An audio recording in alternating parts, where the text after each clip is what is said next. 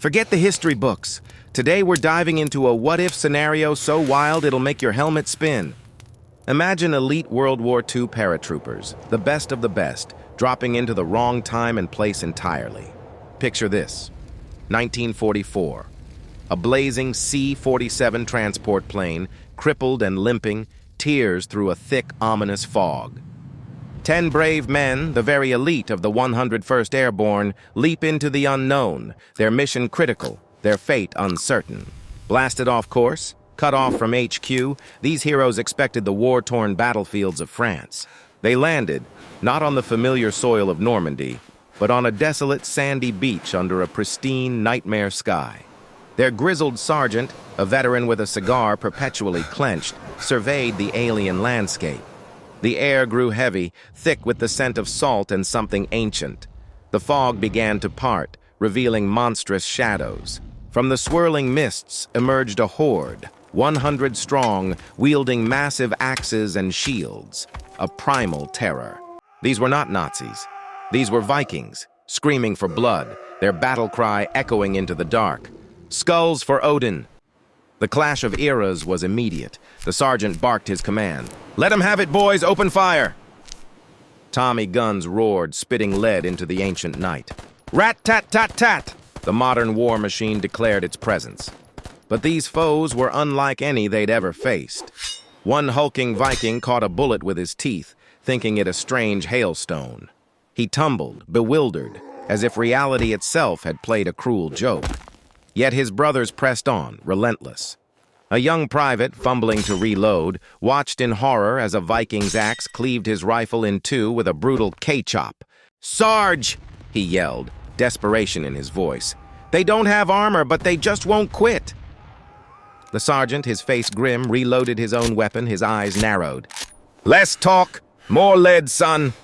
The battle raged, a desperate fight for survival against an impossible, unyielding foe. The paratroopers were outnumbered, but not yet broken. With a roar, the sergeant unleashed his own torrent of lead, his Tommy gun spitting fire and fury into the charging horde. One hulking warrior, believing bullets to be strange hailstones, caught a slug with his teeth, only to topple over with a bewildered "Oops!" Yet, for every Viking that fell, two more seemed to rise, their relentless advance pushing the weary paratroopers back. Clips were emptying, sweat mingled with grime, and the grim reality of their impossible stand began to sink in. But wait, before their final stand, a crucial message for the true warriors. Fear berserkers? Chew old iron jaw tobacco, for men who spit fire.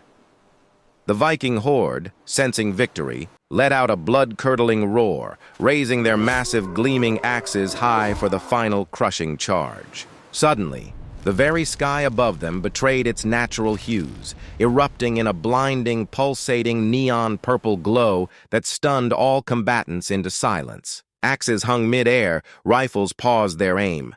From the heart of the ethereal light, a classic, gleaming silver pie tin saucer descended with an unmistakable, resonant VOOOM sound. A slender, gray-skinned alien, clutching a clipboard with an air of exasperated authority, calmly stepped out onto the sandy beach. In a moment of unparalleled unity, both the snarling Vikings and the battle-hardened paratroopers simultaneously bellowed one word. "What?" The alien sighed, adjusting tiny spectacles. "Hold it! Stop, stop, stop! Group A is 1,000 years late for their designated time slot." "And Group B," it continued, gesturing dismissively at the GIs. "You're 3,000 miles off course. This is the set of Time Battle's TV show." With a flick of its wrist, the alien declared, "Honestly, people, you're all fired for a catastrophic breach of contract. This season is a disaster." Fake beards were ripped off, plastic rifles clattered to the sand, and the sergeant, spitting out his cigar, mumbled, "I knew the mess hall soup was too fresh for 1944. With their battle over, Vikings and soldiers alike trudged into the saucer, having heard rumors of much better catering in the Andromeda galaxy. And so, our epic clash of ages concludes, a reminder that sometimes the greatest battles are just part of a much bigger, stranger show. The show is over.